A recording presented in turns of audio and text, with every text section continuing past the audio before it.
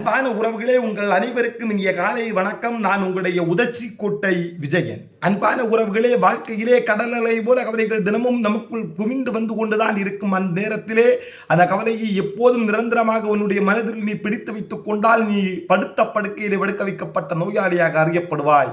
ஆனால் அதே இடத்திலே அந்த கவலையை தற்காலிகமானதுதான் என்று தூக்கி எறிந்துவிட்டு நீ வாழ பழகி கொண்டால் இந்த உலகத்திலே மிகச்சிறந்த மதிக்கத்தக்க புத்திசாலியாக நீ அறியப்படுவாய். இந்த உலகத்தில் எப்போதும் எதுவும் யாருக்கும் நிரந்தரம் இல்லாத போது கவலையை மட்டும் ஏன் மனிதா உனக்குள் நிரந்தரமாக வைத்துக் கொண்டிருக்கின்றாய்?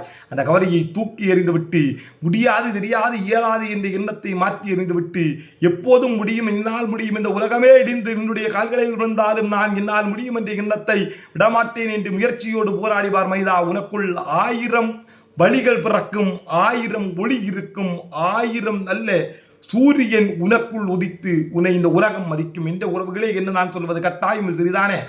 நன்றி, வணக்கம்.